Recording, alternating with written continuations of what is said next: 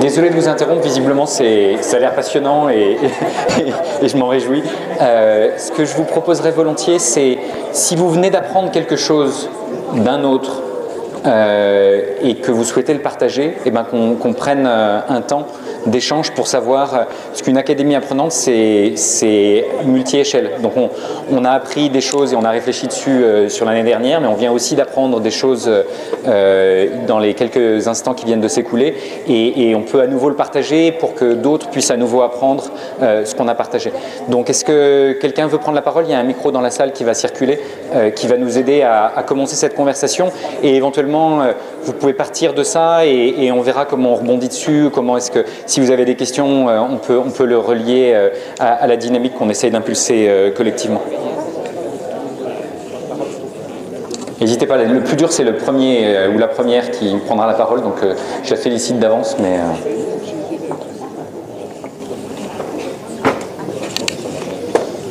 Là. Bravo. Bonjour. Alors déjà, la première chose que je voudrais dire, c'est sur cette idée que la chose la plus importante, je ne sais pas si je peux les quantifier, parce qu'en fait j'ai l'impression d'apprendre tout le temps, notamment mes élèves. Et en fait, c'est la réflexion que je voudrais partager, c'est une réflexion qui est d'hier, mais qui a été construite sur plusieurs années. Hier, j'ai échangé avec un de mes élèves qui me dit depuis le début de l'année, dans le projet qu'on mène ensemble, puisque on est dans une classe un peu expérimentale, eh bien, je me sens pas très à l'aise. Et alors, j'essaie de pourquoi, qu'est-ce qui te pose problème, est-ce que c'est l'usage du numérique, est-ce que c'est notre façon de travailler? Ben non, en fait, on m'avait dit que la classe de seconde, c'était dur. On m'avait dit que je devais souffrir. On m'avait dit que l'école, normalement, je devrais rentrer chez moi et travailler beaucoup. Et là, j'arrive sans travailler beaucoup et en classe, je ne m'ennuie pas. Et en réalité, ça pose la question de la représentation scolaire, non pas simplement de la part des enseignants ou du système dans son ensemble, mais aussi du côté des parents et des élèves. Et ça fait 4 ans maintenant qu'on mène le projet, et c'est vrai qu'au début, la première réflexion de la part des parents, c'était « mais ils ont rien dans le cartable à la fin de la journée. C'est où le poids du savoir qu'ils rapportent à la maison ?» Et on a un élève qui, il y a 2 ans aussi, vous voyez, c'est l'idée de... J'ai construit une chose importante que j'ai apprise et que je découvre au fur et à mesure, mais sur plusieurs années d'expérimentation. Cette idée, il y a un élève qui déconseillait de venir dans notre classe, parce que dans notre classe, on s'amusait. Alors c'était un élève qui était dysphasique et qui, en début d'année, était absolument... c'était inenvisageable de le faire passer en classe de première et qui a eu son bac. Donc, voilà. Et donc, moi, la question aujourd'hui, c'est penser la société apprenante, penser l'école apprenante, penser l'établissement apprenant, c'est aussi penser le partage avec les parents, avec la représentation qu'ont les parents de l'école et ce qu'ils en attendent quand leurs enfants vont à l'école. Parce que quand on est dans une école bienveillante, on est là pour les faire réussir, et nous, on est là vraiment au quotidien, à côté d'eux, et bien il y a cette idée que c'est pas vraiment l'école, ça. On n'est pas vraiment à l'école, parce que l'école, c'est fait pour souffrir. Donc voilà, c'est... Qu'est-ce que je te dis? Oui, je vais ajouter un petit truc, parce qu'en fait, on fonctionne en binôme, donc quand il y en a un, il y en a deux. Je vais prolonger ce que vient de dire Fanny, et moi je vais parler des équipes et des collègues, parce que récemment, on a appris quelque chose de... Juste une seconde, vous ne voulez pas vous présenter, dire d'où vous venez, parce que tout le monde ne vous connaît pas, même si vous êtes des stars. Non, justement.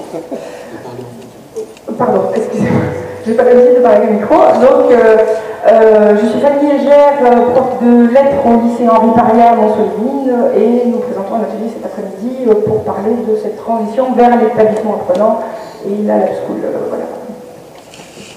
Donc, Yves Leblanc, enseignant en histoire-géographie au lycée Henri Parrière à Montsolimine, et donc on travaille en binôme avec Fanny sur cette lab school, en tout cas à la définir. Je voulais donc prolonger un petit peu ce que disait Fanny, parce que elle apprend, j'apprends, on apprend ensemble. Et récemment, on a appris de nos collègues, on a un travail d'équipe depuis 4 ans maintenant qui irrigue un petit peu l'établissement. Et donc mercredi prochain, on réunit l'ensemble des équipes de l'établissement pour présenter des projets dans l'établissement. Et le projet que nous portons, c'est pas nous qui allons le présenter, mais c'est une autre enseignante de l'équipe qui est entrée sans rien connaître du numérique et des pratiques autour du numérique il y a 4 ans avec nous et qui maintenant est capable de présenter, de porter le projet et de former aussi ses collègues. Et ça, c'est honnêtement quelque chose que j'ai appris que je ne soupçonnais pas avant de démarrer ça. Et ça fait maintenant 20 ans que j'en fais. Voilà. Donc, il n'est jamais trop tard. Merci beaucoup pour ces témoignages. Je pense que c'est essentiel. On voit qu'on apprend de ses élèves, on voit qu'on apprend de ses collègues, on voit qu'on apprend des difficultés qu'on peut rencontrer, des rapports avec l'ensemble de la communauté, y compris les parents. Je pense que c'est effectivement extrêmement important parce que c'est vrai qu'on est tous issus d'une culture qui vient du monde d'hier. On est tous ici dans la salle, je pense, étaient à l'école au XXe siècle. Il se trouve qu'on est au XXIe siècle et qu'il y a un certain nombre de choses qui sont en train de changer. Mais ça change à des vitesses différentes pour chacun. Et donc ces représentations, elles sont très hétérogènes sur ce que doit être l'école, sur ce qu'elle est. Je pense que tous les parents sont profondément souhaitent la réussite de leurs enfants. Je pense que c'est aussi le cas évidemment de tous les enseignants. Mais qu'est-ce que c'est que la réussite et comment est-ce qu'on réussit? Et c'est peut-être là qu'il faut avoir un dialogue avec l'ensemble des acteurs, dont les parents. Et je pense que tout le monde a conscience que le monde a changé par rapport à quand nous étions, quand notre génération était à l'école. Et donc, comment est-ce qu'on prépare nos enfants au monde de demain et à celui d'aujourd'hui? C'est pas celui d'hier. Et donc, c'est pas forcément les mêmes compétences qu'hier. Et il va falloir réfléchir beaucoup à ça. Et je vous passe les progrès de la robotique et de l'intelligence artificielle, mais ils sont juste fulgurants. Et donc, si la seule chose que vous savez faire, c'est mémoriser et calculer, comme une machine mémorise et calcule mieux que vous allez avoir des difficultés. Donc il faut, et ça je pense que c'est un discours que les parents peuvent comprendre. Et à partir de là, comment on fait? On va faire ensemble et on va expérimenter, on va travailler et effectivement, on peut leur parler du fait que les sciences cognitives montrent que les émotions positives, en l'occurrence, c'est favorable à l'apprentissage et qu'on n'est pas obligé de souffrir pour apprendre, etc. Mais je pense que c'est évidemment faire preuve de pédagogie, déjà vis-à-vis des élèves, parce qu'effectivement, eux-mêmes n'ont pas l'habitude, parce que même si c'est des élèves du XXIe siècle, ils ont peut-être connu des méthodes pédagogiques qui sont nées bien avant leur naissance. Et donc il y a besoin de discuter avec tous les acteurs et sans stigmatiser personne, essayer de réfléchir à ce monde de demain et comment est-ce qu'on s'y prépare. Et donc personne n'a la solution. Je pense qu'il faut beaucoup d'humilité par rapport à ça et se dire qu'en fait on va faire le chemin ensemble. Et donc on a besoin effectivement de plus de partage, de coopération, d'horizontalité, d'ouverture, qu'il faut se dégager du temps pour ces moments de partage et de co-construction. Je pense que c'est absolument essentiel, mais quelque part, cette petite question est à la fois très simple et en même temps, elle peut amener à des transformations personnelles et voire collectives qui peuvent être intéressantes. Donc cette question, en fait, vous pouvez la poser à vos élèves, vous pouvez la poser à vos collègues, vous pouvez la poser à l'ensemble, vous pouvez vous la poser vous-même régulièrement. Et si on se la pose collectivement, c'est encore autre chose. Qu'est-ce qu'une académie a appris dans l'année qui s'est écoulée? Parce que l'année prochaine, on fera un premier bilan de ce que c'est qu'une académie apprenante. Qu'est-ce qu'elle aura appris, cette académie? Et ça sera intéressant de se poser cette question. Une société apprenante, une académie apprenante, un collectif apprenant, c'est donc un collectif qui s'organise pour être aussi apprenant que possible, mais c'est aussi un collectif qui se nourrit d'autres collectifs. Et donc c'est très intéressant de voir qu'il y a 2 académies qui sont impliquées dès le départ dans cette aventure. En l'occurrence, il y a d'autres académies en France qui sont dans ce type de démarche qui commencent à se mettre en place, mais il y a des équivalents des académies à travers la planète. Et donc il y a besoin d'aller voir aussi ce qui se passe ailleurs. Et ça, je pense que c'est extrêmement riche. Tout à l'heure, vous avez parlé de frontières qu'il fallait savoir dépasser. Et juste c'est marrant parce que je discutais hier avec le doyen de la faculté de médecine de Paris-Descartes qui me demandait comment est-ce qu'on fait évoluer la culture de la fac de médecine dans la série des lieux qui sont nés il y a des siècles et qui ont eu beaucoup de succès mais qui en même temps sont confrontés quelque part aux mêmes défis de transformation. C'est le mandarinat et la verticalité, la médecine connaît aussi. Et donc on discutait de ça. Et en fait, je lui rappelais que si vous prenez les découvertes de la recherche biomédicale les plus significatives du XXe siècle, elles ont été faites par des gens qui avaient franchi les frontières. Il y a eu une étude systématique, cas témoins qui a regardé ça. C'est systématiquement des gens qui avaient su franchir des frontières, qui ont contribué plus que la moyenne de leurs collègues. Donc je pense que ça, c'est extrêmement important, cette capacité à dépasser les frontières. Et les frontières, elles sont multiples. Évidemment. Donc il y a les frontières entre les académies, il y a les frontières mentales, il y a les frontières disciplinaires, il y a les frontières géographiques. Vous avez la chance de ne pas être très loin d'un certain nombre d'autres pays, au moins pour vous c'est peut-être encore plus facile. Qu'est-ce qui se passe de l'autre côté de ces frontières? Est-ce qu'on peut en apprendre? Donc là je pense qu'il y a énormément de dynamique à essayer d'impulser. Bonjour, Madame Frérot de l'USI Collège. Pardon. Vous êtes biologiste, ça me fait penser à William Boris qui disait le cerveau n'est pas fait pour penser, il est fait pour bouger, parce qu'on sait qu'aussi il y a différentes façons d'apprendre. Mais moi je ne vais pas revenir là-dessus, vous me faites penser au livre Évolution spontanée. Je ne sais pas si vous l'avez lu, c'est avec épigénétique. On sait qu'il y a des transformations qui se font, pas forcément évolutives, comme vous avez parlé tout à l'heure, mais qui se font spontanément, puisque comme vous dites, c'est dans la horizontalité, et ça nous amène vers une nouvelle société, comme vous dites.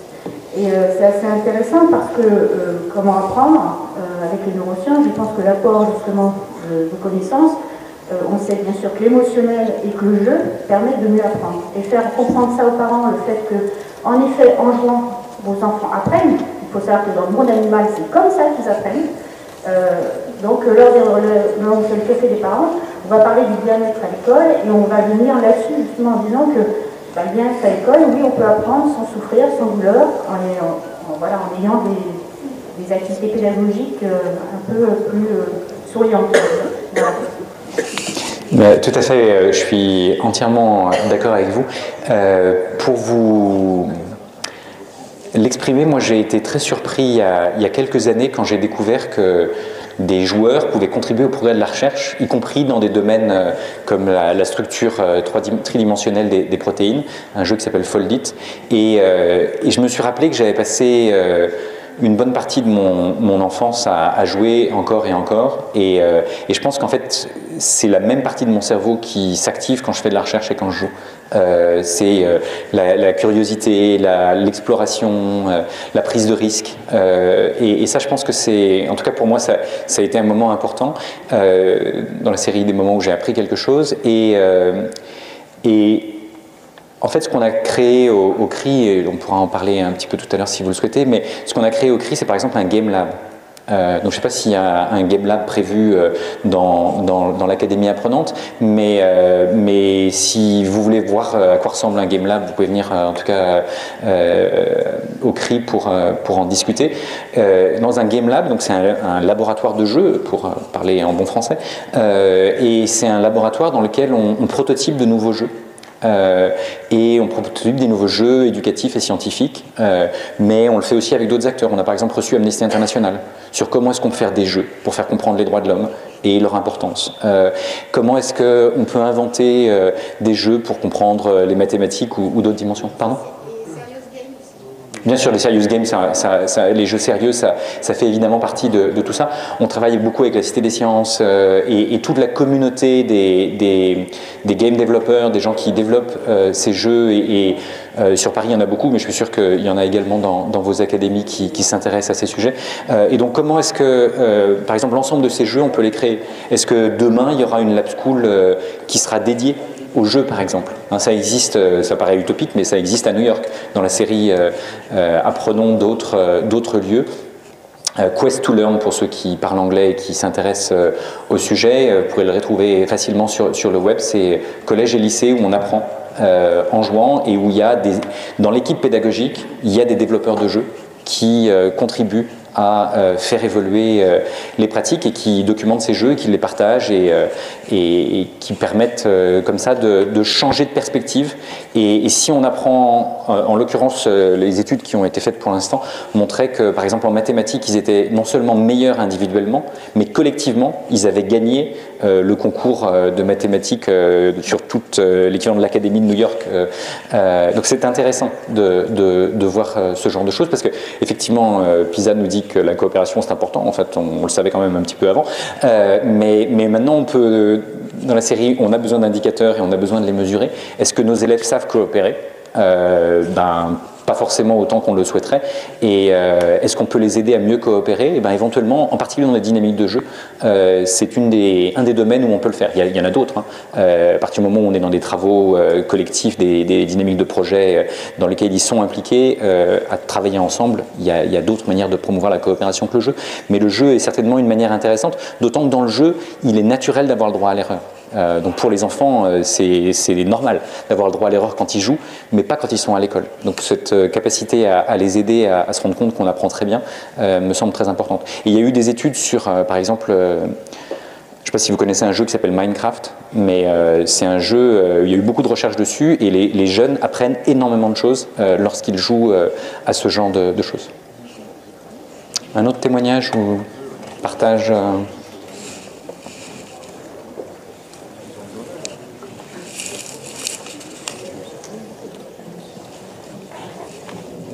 Oui, bonjour, Karine Mallet, je suis proviseur adjoint dans l'Académie de Besançon sur l'Anse-Chansonnier dans un lycée professionnel, le lycée Montiel. Et j'avoue que ça fait 3 ans que je suis dans cet établissement, j'ai beaucoup appris au contact des équipes enseignantes, et notamment en travaillant avec eux sur l'accompagnement personnalisé qu'on a voulu repenser complètement, parce que ça ne répondait pas aux besoins et aux attentes des élèves ni à celles des enseignants d'ailleurs. Et cette année, on a réussi, après 2 ans de travail un petit peu acharné, à mettre en place des ateliers qui sont plutôt des ateliers thématiques autour de compétences et de savoir-être des élèves. Donc vous parliez tout à l'heure de compétences nouvelles à développer au regard du monde dans lequel on vit aujourd'hui. Et alors au-delà des ateliers de comment savoir prendre la parole, comment argumenter, comment débattre sans se battre, ou ce genre d'atelier, on a également mis en place un atelier autour de la gestion du stress et comment mieux se concentrer avec comme emprise finalement des techniques de respiration et d'initiation au yoga. Et on se rend compte que les élèves sont tout à fait preneurs et alors au début ils sont un petit peu démobilisés puisqu'on les installe dans une salle sur des tapis, comme vous allez faire la sieste, etc. Et donc là, bon, ils sont un petit peu démobilisés. Très vite, ils se prennent au jeu. Et on s'est rendu compte, donc ça on l'a mis en place dès l'année dernière, et cette année, finalement, ça s'essaime dans les classes. Ça s'essaime, en fait, vers d'autres enseignants qui ne connaissent absolument pas. Et les élèves, quand ils arrivent un petit peu, démobilisés en début de cours, il y en a un ou deux qui a participé à l'atelier, donc dit à ses camarades, on peut faire ça. Et finalement, les professeurs s'en emparent en disant pendant que j'allume l'ordinateur pour faire l'appel, etc., ils les mettent en situation de technique de respiration pour ramener le calme. Et s'applique à eux-mêmes. Et moi, je sais que je l'utilise beaucoup quand un élève a été, par exemple, exclu de cours. On va se poser. Alors, je le faisais auparavant, mais en tout cas, là, le fait que les élèves soient initiés et connaissent la plus-value de ce type de choses, ça facilite aussi le retour au calme, le fait de ne pas négocier ou de ne pas travailler avec eux à chaud sur une situation qui est problématique et de pouvoir avoir un discours un peu plus apaisé. Donc moi j'ai beaucoup appris au contexte de ces personnels et de me dire que en leur faisant confiance, on arrive à avancer, à faire progresser les pratiques professionnelles. Merci beaucoup de ce témoignage. Je pense que il y a certainement beaucoup de chefs d'établissement dans la salle qui ont aussi appris des personnels dont ils ont la responsabilité. Je pense qu'on apprend certainement quand on sait comme ça donner ce que j'appellerais un cadre de liberté évolutif et fécond. Et donc, je me souviens la première fois que j'ai utilisé cette expression, on m'a dit cadre de liberté, est-ce que c'est pas un oxymore? Et j'ai eu la chance de discuter avec des amis juristes qui m'ont dit que c'était la définition de l'état de droit, le cadre de liberté. Donc j'espère que l'état de droit n'est pas un oxymore, mais et qu'il n'est pas mort en tout cas, et qu'il continuera à évoluer. Et donc il faut un cadre de liberté dans lequel Il reste un cadre, c'est-à-dire qu'on ne peut pas tout faire, mais il y a un maximum de liberté qui est offert au personnel, éventuellement aux élèves, et en fait à tous les acteurs de la communauté. Et ce cadre de liberté, il va évoluer en fonction de la culture, en fonction des besoins, en fonction des apprentissages des uns et des autres. Et il peut servir à relever le défi de la gestion des émotions, qui est un des défis essentiels de chacun de nous d'abord, et puis de chacun de nos collectifs. Mais en fait, ce cadre de liberté évolutif, il peut être fécond dans énormément de dimensions. Et plus on donne de degrés de liberté, plus on s'aperçoit que les jeunes en particulier, c'est pour ça que j'appréciais beaucoup ce témoignage, s'en emparent. Si ça leur correspond et si ça leur permet de faire des choses qui les aident à progresser. Et s'ils le font, c'est pas parce qu'on leur a demandé de le faire, au moins des circonstances dans lesquelles ils le font parce qu'ils savent que ça les fait progresser et que ça les aide individuellement et collectivement à rentrer dans des dynamiques qui sont plus fructueuses et plus fécondes. Et donc le cadre de liberté évolutif, on ne peut pas garantir qu'il sera fécond. Et c'est une clé avec ou sans F, hein, quelque part comme acronyme, mais c'est exactement ça. Et notre expérience, en tout cas, c'est que ce cadre de liberté évolutif, il est très souvent fécond parce que justement les acteurs savent s'emparer de cette liberté. Et au début, c'est un tout petit peu déstabilisant parce qu'on n'a pas forcément l'habitude de la liberté. Et il faut apprendre à la gérer, cette liberté. Mais fondamentalement, c'est l'une des choses essentielles qu'il faut apprendre parce que dans la vie, on a fort heureusement beaucoup de degrés de liberté. Mais qu'est-ce qu'on fait de cette liberté et en quoi est-ce que ma liberté s'arrête là où commence celle des autres? Il y a tout un tas de choses que l'on apprend sur soi et sur le vivre ensemble lorsque l'on sait créer ce type de cadre de liberté. Donc merci pour ce partage. Quelqu'un d'autre peut partager?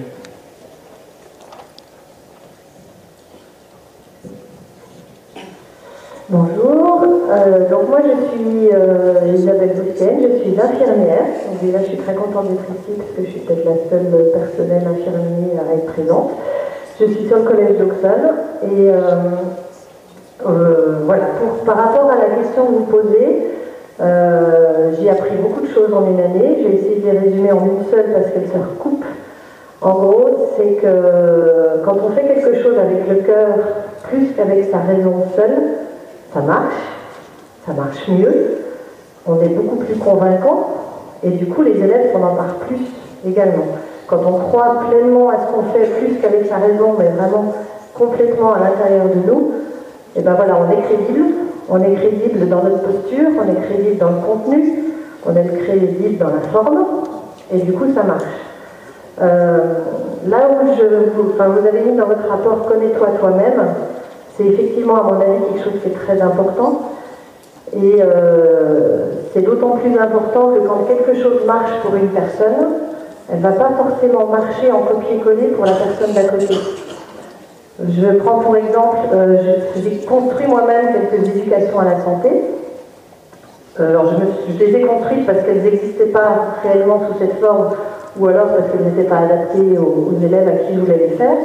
Et les éducations à la santé que je fais fonctionnent très bien, en toute humilité, mais parce que j'y crois, parce qu'elles me conviennent dans la façon dont je les fais. Et j'ai des amis, collègues infirmières qui sont venus voir ce que je faisais pour essayer de prendre mon projet parce que je leur donne sans problème, voilà. Et pour le faire, elles n'y arrivent pas. C'est-à-dire qu'elles adorent ce que je fais, mais elles n'arrivent pas forcément à se l'approprier après.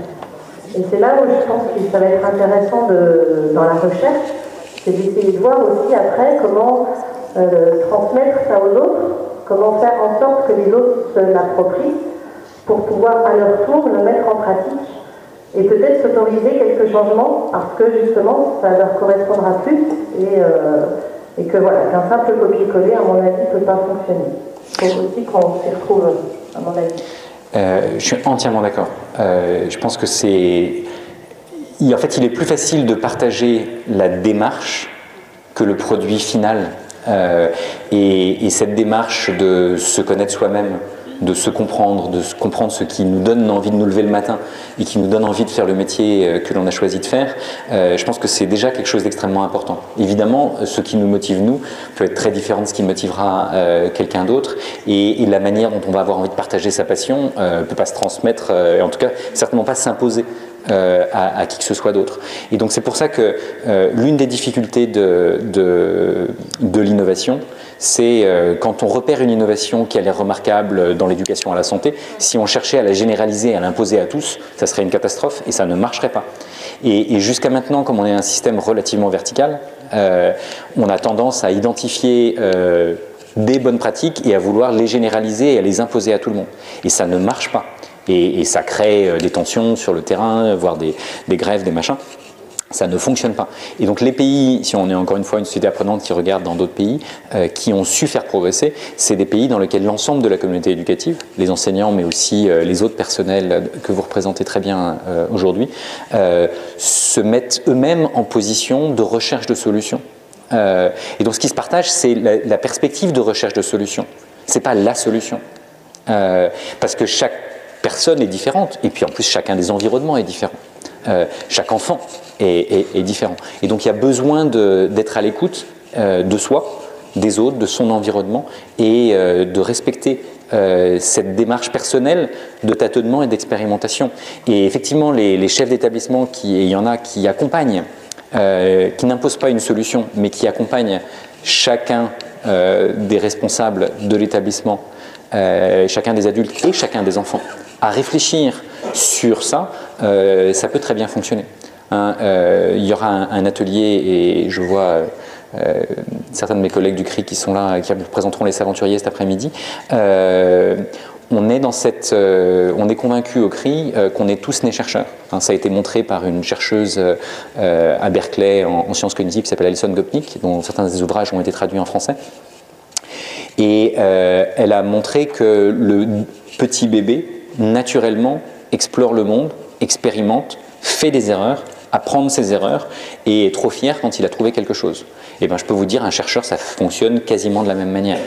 Alors, on se gargarise de mots un peu plus nobles et de titres un peu plus nobles que ça, mais fondamentalement, les enfants sont nés chercheurs, et donc nous tous sommes nés chercheurs, et un chercheur, c'est quelqu'un qui est quelque part à garder cette âme d'enfant, cette âme d'exploration, et on est tous capables de retrouver cet enfant qui est en nous. Nietzsche le disait à sa manière, chacun peut le redécouvrir, mais cette capacité à la curiosité, à l'échange, au questionnement, à l'expérimentation et au partage, je pense qu'elle est en nous. Et à partir de là, quel type d'environnement on crée pour favoriser cette exploration personnelle et collective, et comment est-ce qu'on va pouvoir partager, encore une fois, non pas la solution, mais le chemin et éventuellement des briques qui peuvent servir, parce que l'autre n'est pas obligé de tout réinventer, il peut se servir d'au moins quelques-uns des éléments que l'un ou l'autre a pu partager. Est-ce qu'il y a d'autres partages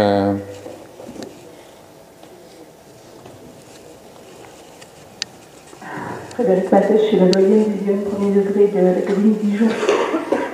Alors, moi, ce qui me semblait important, c'était ce que j'ai pu apprendre cette année, c'était l'importance de s'installer, nous aussi, les cadres, dans des formations, temps de travail où on était actifs. Même si on était tous, je pense, bien persuadés de l'importance de rendre les élèves acteurs de leurs apprentissages, ça a été, je crois, un petit peu compliqué pour un certain nombre d'entre nous de participer à ces temps de travail participatifs qui nous ont été proposés, et on a pu mesurer certaines résistances. Et je crois qu'aujourd'hui, on mesure qu'effectivement, ces temps de travail qu'on a eus tout au long de l'année nous ont permis vraiment d'avancer. Merci. Moi, une des choses que j'ai appris cette année, c'est que j'ai eu la chance de à la fois rencontrer beaucoup d'acteurs en France et à l'international sur ces sujets, et c'est de voir l'importance du mot développement professionnel. Et ce concept, à mon avis, est trop peu développé dans le système éducatif français. Il y a des pays où il est au centre de l'évolution du système. Ici, au mieux, on parle de formation continue. Et en plus, c'est le parent pauvre. Déjà, les SP n'ont pas forcément tous les financements qu'ils devraient avoir pour la formation initiale, mais pour la formation continue, on n'a vraiment pas du tout les budgets qu'il faudrait. Mais le développement professionnel, ça va au-delà de la formation continue de toutes les manières. C'est tout ce qu'on apprend les uns des autres aujourd'hui. Moi, j'ai déjà appris plein de choses depuis qu'on a initié ça. Je pense que si je devais parler d'académie apprenante, j'en parlerais différemment la prochaine fois parce que j'aurais appris des choses aujourd'hui. Donc, ce développement professionnel, il est au cœur des évolutions des individus et des collectifs. Et si on réfléchit à une bonne partie des choses que vous avez appris les uns et les autres, certains l'ont appris dans une formation, mais beaucoup l'ont appris dans d'autres cadres. Et donc ça dit bien que le développement professionnel, il ne passe pas uniquement par la formation continue. Il passe aussi par le fait d'avoir lu un livre, d'avoir discuté avec ses élèves, d'avoir discuté avec l'équipe pédagogique, d'avoir regardé une vidéo sur YouTube ou autre chose. Et donc on apprend tous. On peut apprendre en jouant, on peut apprendre en faisant, on peut apprendre de mille et une manières. Et cette capacité à être fier en fait du fait qu'on a progressé, que l'on a appris des choses, je pense qu'on ne le fait pas suffisamment. Et je pense que le déclic, il est peut-être là. C'est peut-être de travailler sur la fierté du fait que l'on a progressé. Et il ne faut pas se dire « j'ai progressé, donc ça veut dire que je n'étais pas bon hier ». D'accord, parce que ça peut être ça, quelque part, un point de blocage. Ça veut dire qu'évidemment, la perfection n'existe pas et que c'est un long chemin et où on franchit des étapes et qu'il faut célébrer chacune des étapes que l'on franchit. Et encore une fois, individuellement et collectivement. Et ça, je pense que c'est pas exactement la culture dans laquelle on est au départ, mais c'est une culture qu'il n'est pas si compliqué, en fait, de s'approprier et de partager. Mais ça doit se faire dans cette dynamique et de bienveillance et avec des injonctions paradoxales maîtrisées. Parce que si je vous dis sois créatif ou sois autonome ou apprends par toi-même, c'est bizarre comme injonction.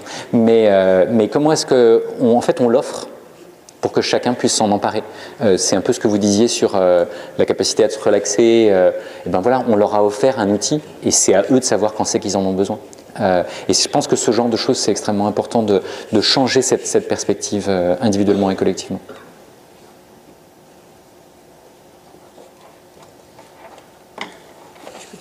Je t'en prie. Ouais. Dans la discussion qu'on a eue à 3, on a joué à 3 au lieu de jouer à 4. On s'est vraiment posé la question de, peut-être pour rebondir aussi sur ce qu'a dit Fanny Heger, est-ce qu'on apprend quelque chose de fondamentalement nouveau qu'on ne connaissait pas avant, ou est-ce qu'on a appris pour soi quelque chose qu'on pouvait connaître théoriquement mais qu'on n'avait pas ressenti avant? Et donc, qu'est-ce qui a été le plus important dans ce que j'ai appris cette année? Est-ce que c'est quelque chose que j'ai découvert, grosso modo, ou est-ce que c'est quelque chose que j'ai ressenti et donc que j'ai fait mien et qui m'a aidé à avancer dans mon propre parcours de connaissance de moi, en fait. Et je trouve que le fait de poser la question comme ça aide à poser aussi celle de l'essaimage. Parce que est-ce que l'idée, c'est de permettre à chacun de s'approprier des choses que les autres connaissent et ou d'apprendre des choses vraiment nouvelles mais qui, si elles ne sont pas saisies, ne servent pas à grand chose. Voilà. Tu veux dire un mot? Non, non. Ouais, je pense que ça c'est... Il y a une métaphore que j'aime bien, que m'évoque ce que tu dis, que j'ai déjà utilisée, donc je m'excuse auprès de ceux qui la connaissent déjà, mais qui connaît la métaphore de l'éléphant et des 6 aveugles? Bon, je la décris pour les autres. Donc c'est une légende indienne où il y a 6 aveugles, et puis il y a une illustration qui aidera peut-être à dire un beau dessin vaut mieux qu'un long discours. Et donc il y a chacun de ces aveugles qui touche un bout de l'éléphant. Et ils sont, voilà. Et donc celui qui touche la trompe est persuadé que c'est un serpent, celui qui touche l'oreille pense que c'est un tapis, celui qui touche la patte pense que c'est un tronc d'arbre. Et ils ont tous ils pensent tous connaître la réalité. Et en même temps, ils n'en comprennent évidemment qu'une dimension et encore relativement limitée. Et donc je pense qu'on est tous des aveugles. Je pense que et on est tous des éléphants, si je puis me permettre, au sens où on a tous du mal à nous connaître vraiment nous-mêmes. Donc le connais-toi toi-même, c'est un long processus et même les choses que l'on croit connaître, eh bien en fait on n'en maîtrise pas forcément toutes les dimensions, parce que évidemment la réalité, les nouvelles technologies sont parmi nous.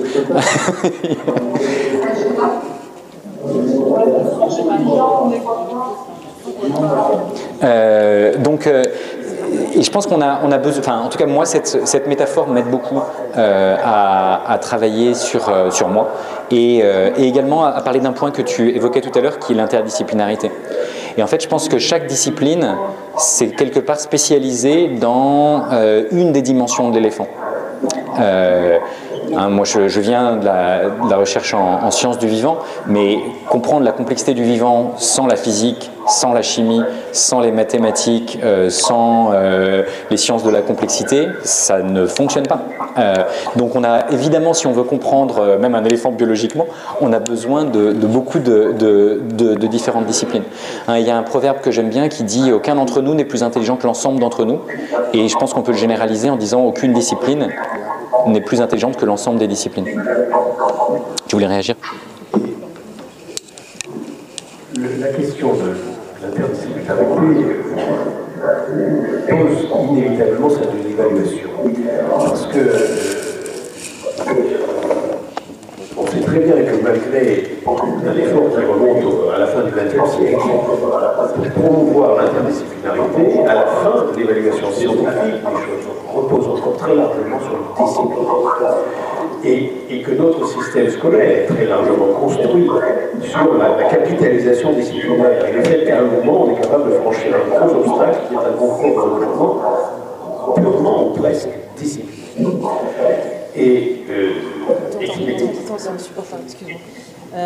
Allô, Besançon, est-ce que vous pouvez couper votre micro, s'il vous plaît? C'est la faute de Besançon. Besançon t'empêche de parler. Ils entendent pas? Ils ont plein de problèmes en ce moment. Ça a l'air d'être... Oui, oui. C'est bon? On commence parce que c'était important ce que tu disais. Non, mais il y a une dimension d'expérience aussi dans cela, parce qu'il m'est arrivé de siéger pendant quelques années dans un organe qui est un organe d'évaluation nationale, qui le sait, le Conseil national des universités, qui est divisé en un certain nombre, même un nombre certain de sections, là encore purement disciplinaires, sauf quelques-unes qui sont nécessairement et constitutivement interdisciplinaires, comme les sciences de l'éducation par exemple, ou les stats. Mais précisément, si on prend l'exemple des stats, en stats, il y a des thèses d'histoire du sport. Donc, il arrivait même souvent, qui étaient soumises à l'évaluation d'historiens, des thèses d'histoire du sport, qui en général, il faut bien le dire, ne recevaient pas cette qualification parce que c'était jugé insuffisamment historique. Et que des travaux... Là, j'ai vraiment pris conscience du fait que des travaux très innovants pouvaient n'être qualifiés dans aucune section parce qu'il y avait toujours trop quelque chose ou pas assez cela. Et donc, cette prise de risque par rapport à l'institution et à l'institutionnalisation, au pouvoir instituant de notre système, c'est un des défis, je crois, que nous avons à relever. Et il n'y aura pas trop de la solidarité territoriale et de corps pour la vaincre.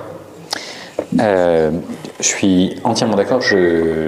Donc le CRI, ça veut dire Centre de recherche interdisciplinaire. Donc j'ai un tout petit peu abordé ce genre de thématique. Et nous, ce qu'on essaye de faire, c'est d'aider les étudiants à poser des questions et à monter des projets et à mettre les disciplines au service du questionnement et des projets, et pas l'étudiant au service de la discipline. Donc ça peut nous être reproché par les tenants purs et durs de la discipline.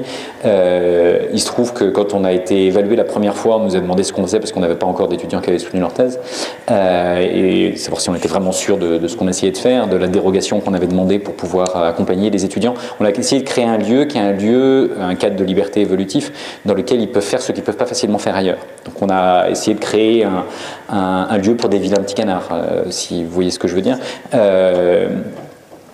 Ce qui est intéressant, c'est que si on l'a fait, c'est parce que d'abord le CNU est une spécificité française à ma connaissance et que la recherche mondiale s'embarrasse moins de ces difficultés, même si dans chaque pays la difficulté existe. Si elle existe à la fois au niveau local et au niveau national, on a quelque part une double peine et ça devient beaucoup plus dur à franchir.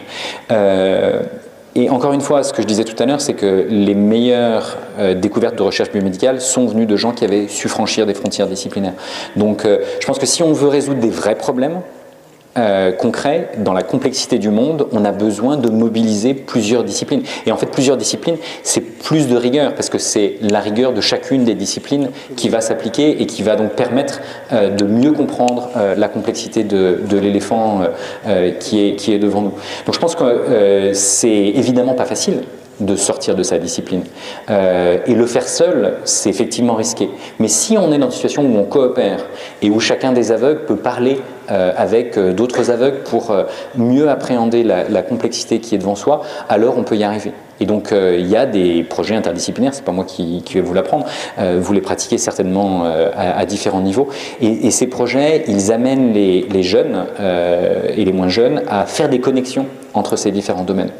Et à s'apercevoir que, je sais pas moi, par exemple, Voltaire, c'est pas simplement en français qu'on peut apprendre qu'il a fait des choses intéressantes, on peut aussi l'apprendre en histoire, par exemple, on peut l'apprendre même en sciences, parce qu'il a joué un rôle important dans l'histoire des sciences, et Émilie du Châtelet l'a aidé d'ailleurs par rapport à ça, et donc on peut, y compris parler de genre si on veut, etc. Donc on peut arriver à rentrer dans des dynamiques qui sont plus intéressantes, parce que il est plus facile de s'approprier la complexité d'un Voltaire que de le découper en rondelles et d'empêcher de voir ces connexions. Et c'est vrai de mille et une autres choses qu'on pourrait aborder.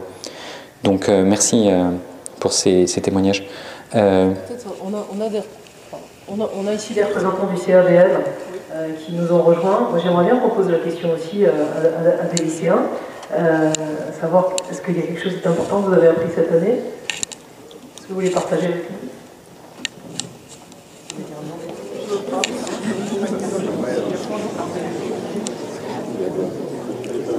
Vous n'avez rien appris dans le CRVL? Qu'il existait. On a appris qu'il existait et très souvent on l'apprend tard. Donc effectivement, on essaie de le communiquer aussi énormément. Non, c'est le conseil académique de l'UICN. Donc c'est des élus lycéens, d'abord dans leur lycée, qui ont élu d'autres personnes pour l'académie. Et donc effectivement, c'est une instance dans laquelle on travaille pour essayer de communiquer entre l'académie et les lycéens, sans passer par l'administration, en essayant de moins passer par l'administration. Et on essaie de communiquer au maximum. Donc effectivement, tout ce qui est dit ici, c'est intéressant, parce que nous aussi, on essaye d'essayer de voir comment on peut améliorer la vie des lycéens. Et effectivement, c'est aussi un double enjeu, donc de voir comment les professeurs, les personnes d'administration ou même l'académie voient les choses pour essayer d'améliorer au maximum je dirais, l'orientation, même je dirais, comment dire, le travail de chaque lycéen, l'envie de travailler. Merci de ce témoignage et merci d'être là aujourd'hui. Tu peux peut-être le garder le micro parce que je vais essayer de voir si je dis des choses qui t'intéressent, tu peux réagir, c'est pas une obligation, pas une injonction paradoxale. Mais ce que j'essaye de dire, c'est que je pense que il y a eu un sondage qui moi m'a marqué, qui disait que 95% des jeunes de votre génération pensaient que le système éducatif devait évoluer. D'accord. Donc 95%, ça fait quand même beaucoup. Et malheureusement, dans ce sondage, on ne vous a pas demandé ce que vous voudriez voir évoluer. Et je pense qu'on a besoin de se poser cette question. Alors on est dans une période intéressante de ce point de vue-là, puisqu'il va y avoir une réforme du lycée, comme vous le savez. Et donc, si vous aviez une baguette magique, qu'est-ce que vous feriez? Et puis je peux éventuellement, et on peut en discuter plus tranquillement dans d'autres moments. C'est pas forcément facile d'improviser ce genre de réponse, mais juste pour donner quelques éléments de contexte, on a rencontré les jeunes qui sont impliqués dans la vie lycéenne au niveau national, et ils ont souhaité, ils organisaient un congrès et ils m'avaient invité à leur parler. Et j'avais pas le temps de traverser tout Paris, donc je leur ai proposé de le faire chez nous. Et donc ils l'ont fait chez nous, c'est bien parce qu'on a appris à se connaître.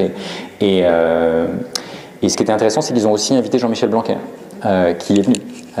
Qui voulait justement comprendre qu'est-ce que cette génération avait à dire sur l'avenir du lycée. C'était au mois d'août. Et depuis, on s'est revus, encore hier, avec certains de ces lycéens. Et on est en train d'essayer de réfléchir à une plateforme participative, ou de même qu'il peut y avoir des plateformes participatives dans lesquelles les enseignants et toute la communauté éducative partagent ces réflexions. Est-ce qu'il peut y avoir des plateformes dans lesquelles les lycéens peuvent s'exprimer? Et est-ce que ces plateformes peuvent être ouvertes à l'international? Parce que le lycée en France, c'est ce que c'est. Et encore, ça a plus de dimensions qu'on veut bien le croire souvent, parce que tous les lycées ne sont pas équivalents. Et puis, il y a, par exemple, les représentants, je crois, des lycées agricoles ici, qui fonctionnent très différemment. Il y a tout un tas de types de lycées qui fonctionnent avec différentes modalités. Mais si on ouvre le regard vers l'international, on va savoir qu'il y a des lycées qui sont encore plus différents que ceux qu'on peut connaître ici. Et ça peut servir d'autant de sources d'inspiration.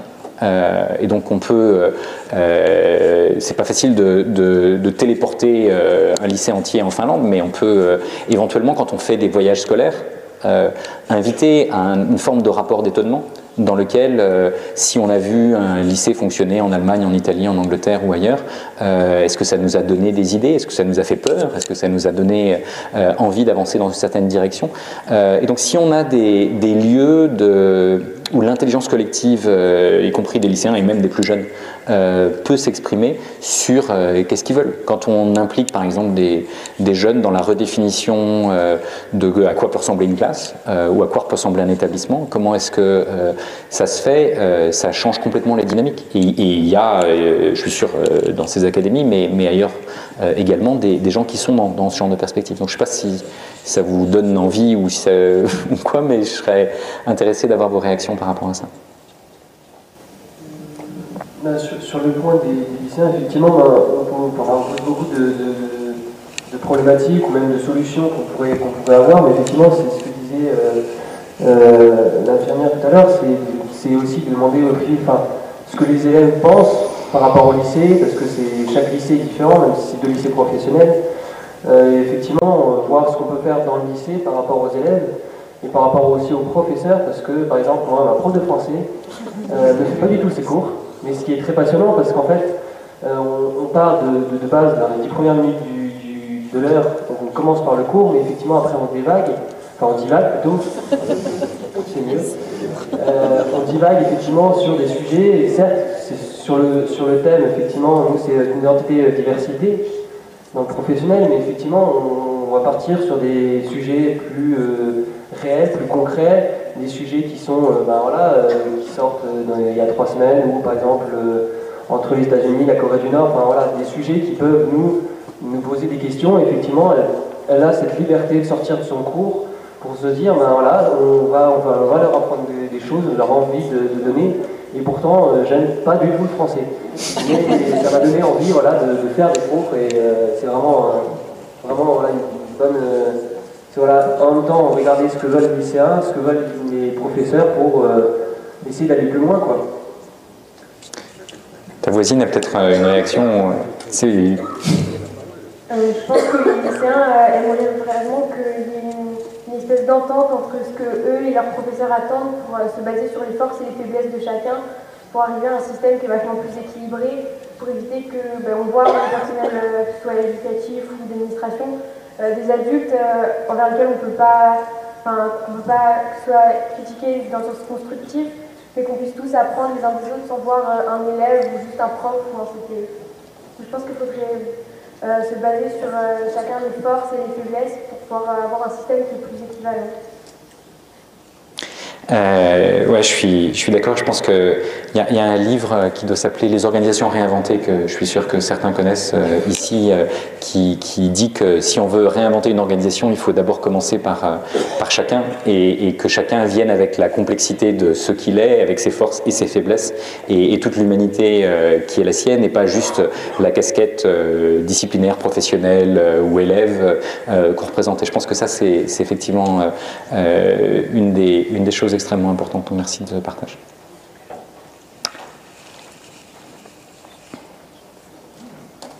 Une autre chose que ça m'évoque, ce qu'on est en train de se dire, c'est que on n'a pas utilisé, je crois, le mot de science participative encore.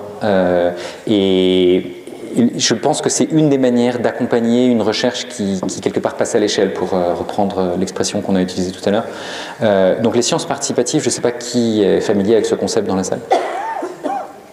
Bon, je vais peut-être décrire. Donc les sciences participatives, ça existe dans beaucoup d'autres domaines. Par exemple, dans le domaine de la santé ou de l'astrophysique ou de la biodiversité, vous pouvez télécharger une appli sur votre téléphone et quand vous vous promenez dans la nature et que vous voyez un oiseau, une fleur ou autre, vous pouvez la géolocaliser dans le temps et dans l'espace et la partager avec les chercheurs du Muséum d'histoire naturelle et ça va contribuer à voir s'il y a des évolutions de la biodiversité et ça donne la possibilité à chacun de au moins contribuer à fournir des données. Il y a des domaines comme l'astrophysique dans lesquels il y a une plateforme qui s'appelle Galaxy Zoo. Si vous voulez contribuer à identifier de nouvelles galaxies ou de nouvelles planètes extrasolaires, vous pouvez aller et vous allez pouvoir participer à ce genre de choses. Dans le domaine de la santé, les patients sont impliqués non seulement dans la production de données et de l'analyse de données, mais aussi dans la réflexion sur, et le questionnement sur qu'est-ce qui fonctionne pour eux, qu'est-ce qui ne va pas, quels sont les effets secondaires du traitement. L'INSERM, par exemple, qui est l'organisme de recherche auquel j'appartiens, l'INSERM forme 300 patients et familles de patients par an pour les impliquer dans la définition des protocoles thérapeutiques. En disant, voilà, on est en train d'essayer de mettre de nouvelles choses en place, on veut être sûr que ça se fait avec le consentement de chacun et que ça va vraiment apporter quelque chose. Et qu'on va respecter évidemment toutes les règles éthiques qu'on peut imaginer. Donc ce genre de choses, il n'y a pas, pour l'instant quasiment pas, de science participative de l'apprendre, de ce que c'est que d'apprendre et ce que c'est que d'enseigner. Hein. Et donc les sciences de l'éducation n'ont pas encore développé des formes de recherche participative, en tout cas qui passent à l'échelle. Il y a de la recherche-action dans certains endroits, mais c'est des choses qui malheureusement sont trop isolées. Et en tout cas en France, c'est vraiment très peu développé. Il y a quelques tentatives au niveau européen, par exemple de réfléchir sur la réflexivité.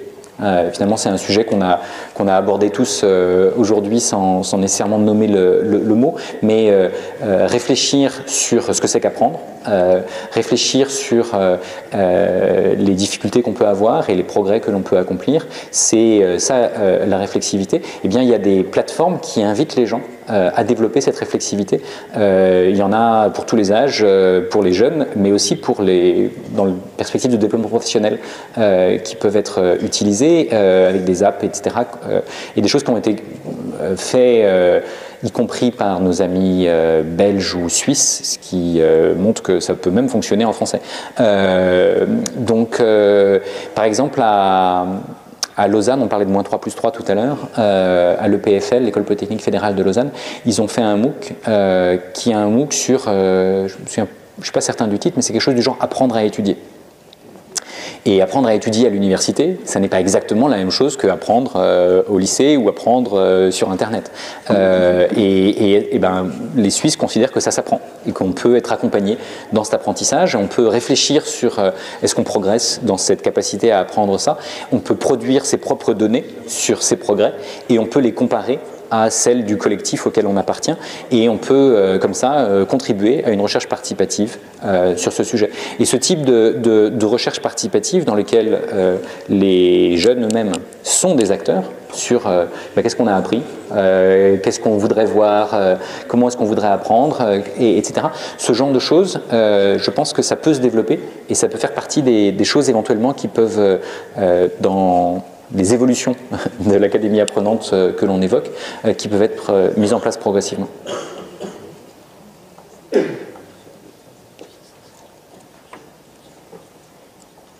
Est-ce que partager quelque chose ou une réaction sur ce qui a déjà été dit ou si vous avez lu le rapport, ce qui peut arriver à des gens très bien, si vous avez des questions qu'on n'a pas abordées, qui sont dans le rapport et qui vous intéressent de creuser, on peut également le faire, bien sûr. Alors moi, c'est pas dans le rapport, mais vous avez parlé au micro pour les filles. Vous avez parlé de science du jour et de science de la nuit. Oui, alors c'est pas moi qui suis responsable, enfin je suis responsable mais pas coupable, c'est François Jacob qui nous a quittés, qui a été prix Nobel de médecine et qui a lui-même, sa vie est un roman. Je vous recommande son autobiographie ou les biographies sur lui. Et François Jacob a écrit ce très beau texte de science de jour et de science de nuit. Et il dit la science de jour, c'est la science qui sait tout. C'est la science où il y a des piles de bouquins à apprendre. C'est une science qui en impose et qui, pour le coup, peut inhiber, en fait, beaucoup d'entre nous, parce que s'il faut vraiment tout savoir avant d'avoir le droit de poser une question, on a l'impression qu'on ne va jamais pouvoir y arriver, quoi. La science de nuit, pour lui, c'est la recherche, c'est l'exploration, c'est l'inconnu, c'est le tâtonnement, c'est de faire des erreurs. Et puis, il a écrit un texte qui est très poétique, que je ne saurais pas citer par cœur et je redirai moins bien, mais il dit quand il y a un tout petit bout de lueur qui apparaît dans la science de nuit, alors c'est un moment magique. Parce qu'on a l'impression d'avoir contribué à découvrir quelque chose, et ça c'est extrêmement important.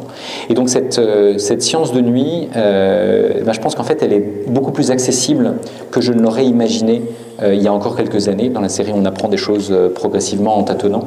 Donc j'étais très content de lire ce texte de François Jacob et de me rendre compte, et ça a donné naissance au projet que Ange vous présentera cet après-midi sur ce qu'on appelle les saventuriers. Les plus jeunes auteurs de publications scientifiques ont 8 ans en fait. D'accord. Donc moi ça m'a beaucoup surpris parce que je croyais qu'il fallait avoir fait de longues études pour avoir le droit de poser une question. Enfin c'est comme ça que j'ai été formé, quoi. Pour pas dire formaté. Et en fait non. Des enfants très jeunes, et en l'occurrence c'est une classe entière, ont été invités à questionner et à expérimenter et à définir un protocole et à observer des choses. Je pourrais rentrer dans les détails si vous le voulez, mais ça m'a paru extrêmement important de se dire qu'en fait, plutôt que d'apprendre uniquement la science de jour, en fait, on pouvait apprendre dans cette perspective de science de nuit, dans ce questionnement permanent, et que la recherche, c'était quelque part plus intéressant que la science. Enfin, la science de nuit, c'est plus intéressant que la science de jour, parce que c'est la science de l'inconnu. Et par rapport à l'idée qu'il faut tout savoir pour avoir le droit de poser une question, en fait, ça marche assez bien. Enfin, je m'en étais rendu compte avec mes propres enfants, mais quelque part, je n'avais pas franchi toutes les étapes, un peu dans le sens de ce que Frédéric nous disait tout à l'heure. Et donc, il a fallu que je discute avec le chercheur qui avait accompagné ses élèves et dans leur publication. En fait, mes enfants, tout petits déjà, me posaient des questions sur ce que je faisais. Et essayer d'expliquer à des enfants ce que vous faites quand vous êtes chercheur, c'est pas complètement évident.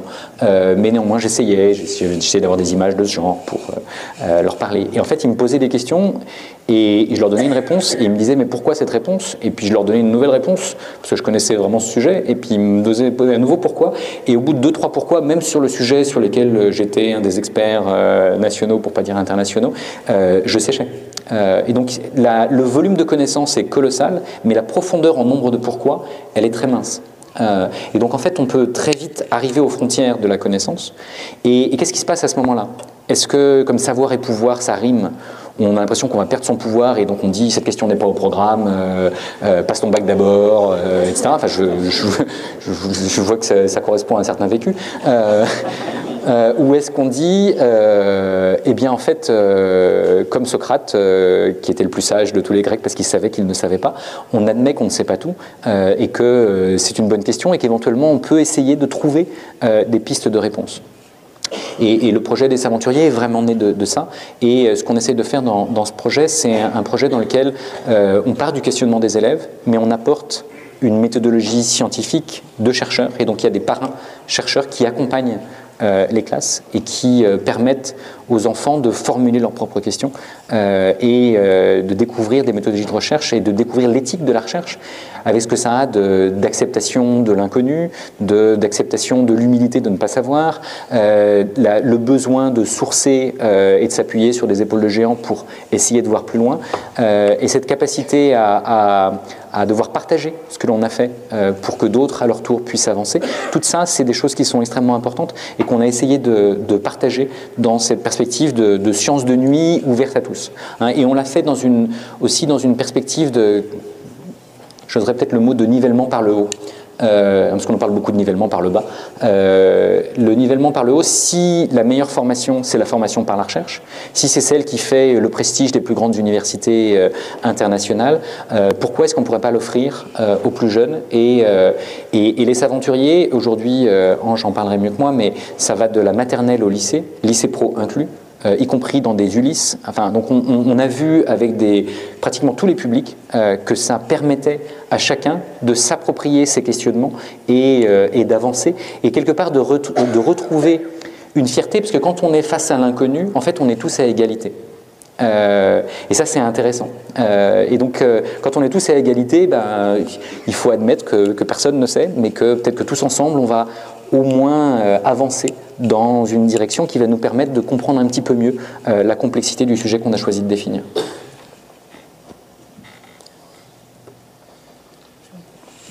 Okay. Je voudrais revenir sur une question, la question d'interdisciplinarité qu'on a abordée beaucoup par rapport au SUP, parce qu'on a vu au niveau de l'enseignement supérieur à quel point c'est compliqué, notamment de former des doctorants à des démarches interdisciplinaires et puis de les voir ensuite se casser le nez pour trouver un job après. Mais je voudrais revenir à cette question des disciplines au niveau du scolaire. J'avais une revue de presse en retard hier dans la voiture, donc j'ai lu un papier qui m'a glacé dans un quotidien national de quelqu'un qui disait « Ah, c'est formidable, on va enfin revenir aux disciplines et comprendre qu'il faut commencer par enseigner des choses aux enfants au lieu de leur raconter qu'ils peuvent tout inventer. » Donc une espèce de caricature et de retour au débat contre le pédagogisme, etc. Je voudrais qu'on se repose la question parce que elle me semble extrêmement importante à prendre en compte.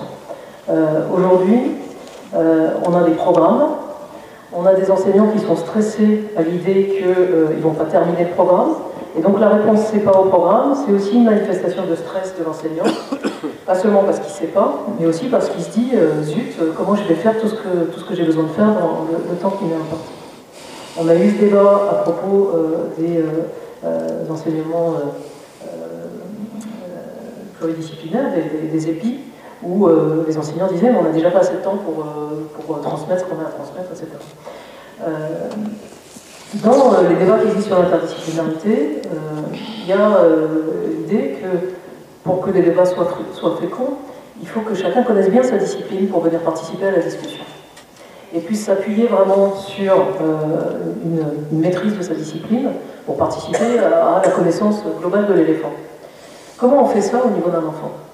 C'est-à-dire, est-ce qu'on considère qu'on a un corpus à maîtriser avant de passer à côté plus compréhension globale, interdisciplinaire? Est-ce qu'en travaillant par les compétences, on peut y arriver parce qu'on sait que les compétences vont toucher diverses disciplines? Est-ce qu'on peut faire les deux en même temps? Comment est-ce qu'on peut traiter cette question-là pour être à l'aise par rapport au fait qu'on a toujours, au-delà de l'impératif de faire en sorte que chaque élève reçoive ce dont il a besoin pour grandir, l'idée qu'il faut faire en sorte que ce ne soit pas uniquement à chacun selon ses besoins à un moment donné, mais aussi tous à un niveau minimal à 15 ans. Comment est-ce qu'on peut traiter cette question-là? Si Ange n'était pas en train de tweeter, je lui proposerais volontiers de répondre à la question. Mais tu veux essayer ou non? Vas-y. Alors, on m'écouter avec les... Attends.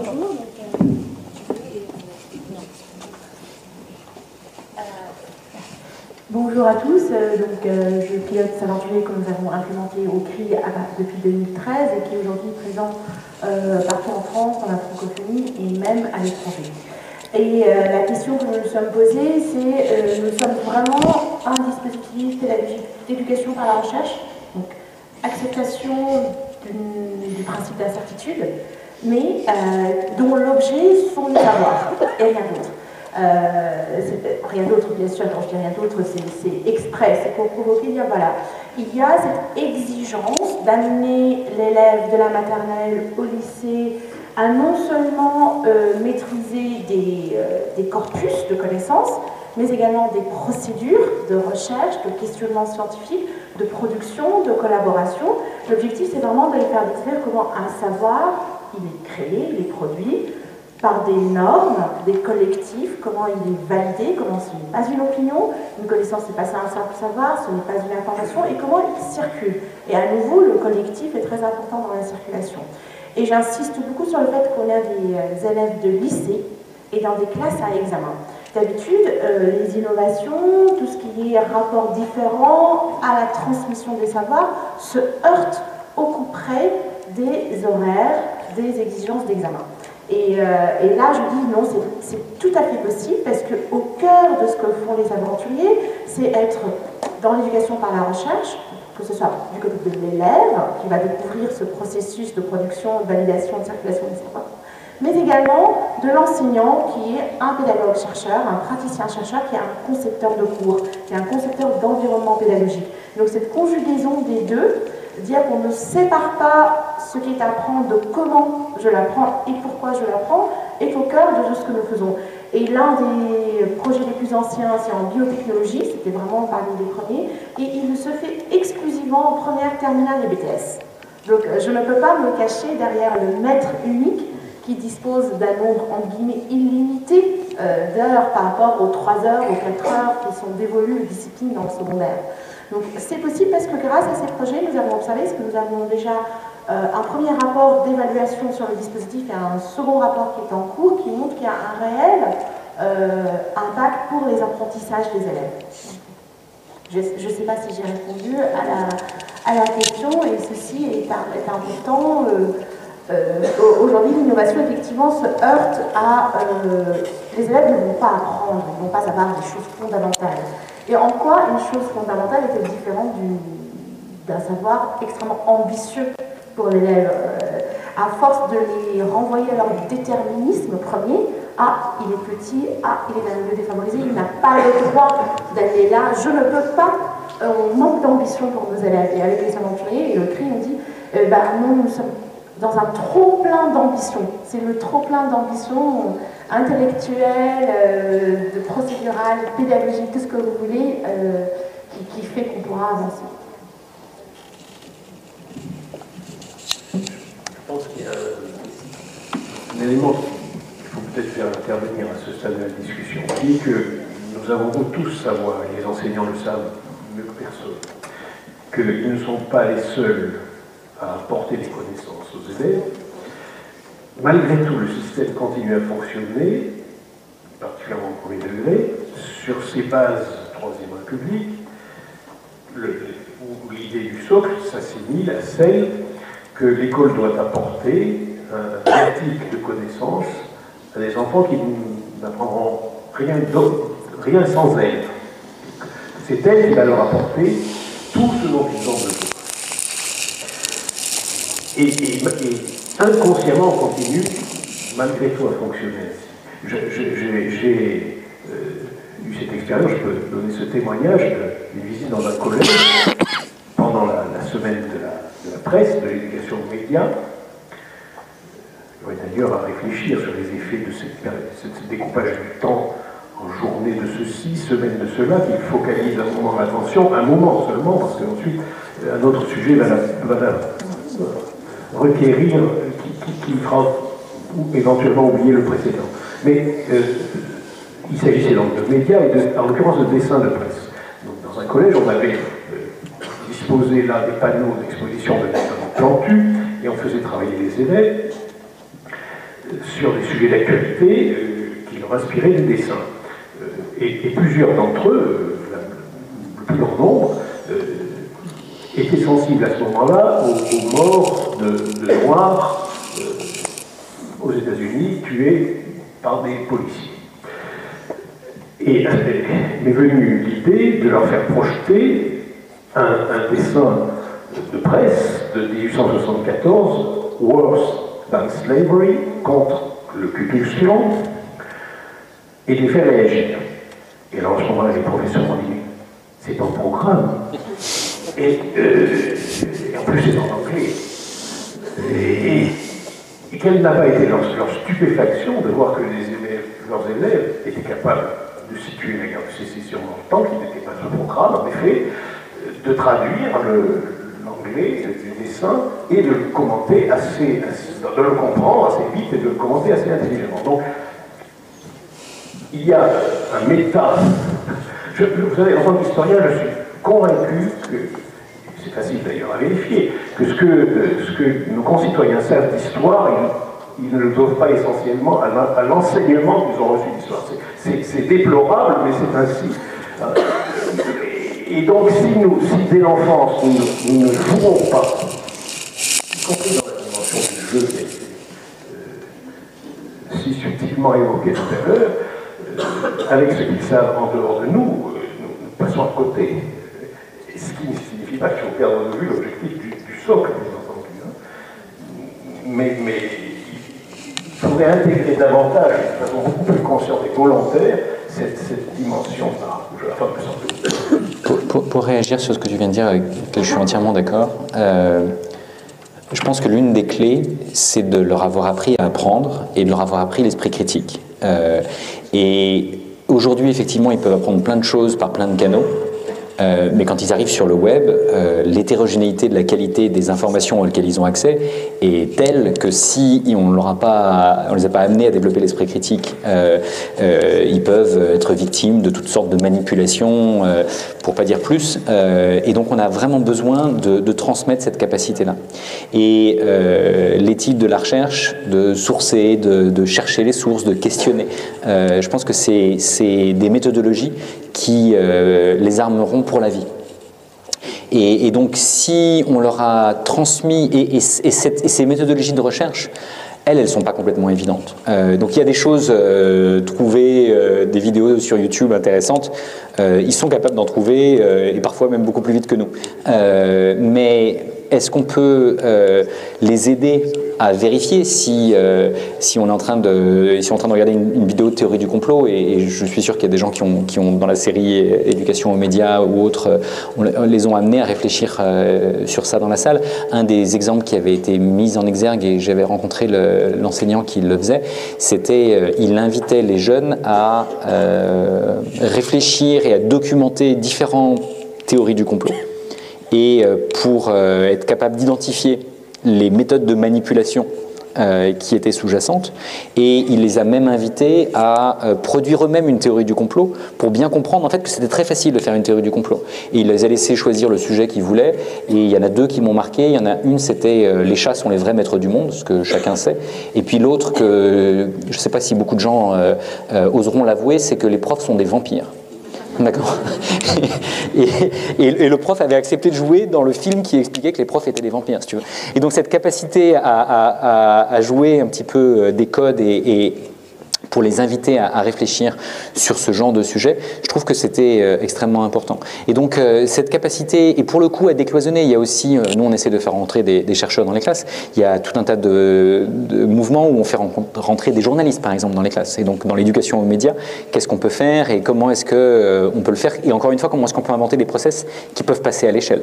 Et c'est vrai que, par exemple, leur expliquer l'art de la caricature, quand on veut parler de Charlie ou ce genre de choses, est-ce qu'on va accepter soi-même d'être caricaturé ou pas? Parce qu'on dit qu'on a le droit de tout caricaturer, mais pas tout sauf soi, quoi. Donc est-ce qu'on est prêt à accepter ce genre de choses?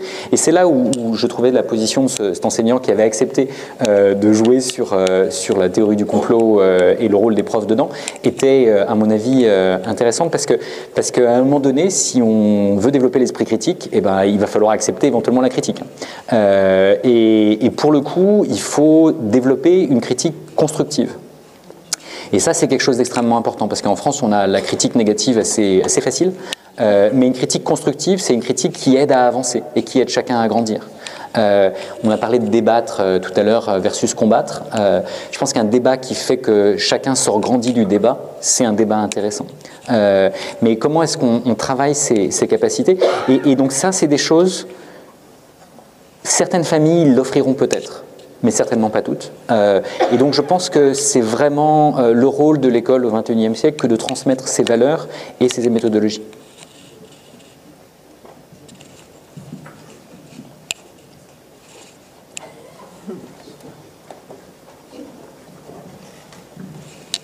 Bonjour, alors en plus je suis une infirmière bavarde.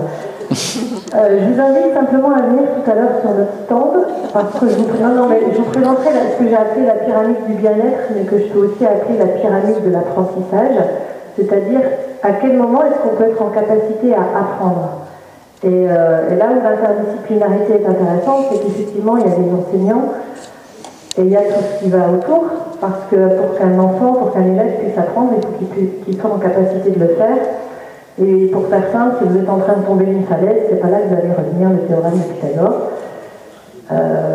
Voilà, donc si votre corps ou votre esprit à un moment se sent en situation de danger, un élève, même avec un super prof, ne sera pas capable d'apprendre quelque chose. Et voilà, enfin bref, je vous invite à venir tout à l'heure, ce sera plus facile peut-être pour en parler, mais pour le coup, je pense que l'interdisciplinarité a son rôle là-dedans aussi par rapport à ça. Il y avait une réaction, je crois, à l'autre bout de la salle. À gauche.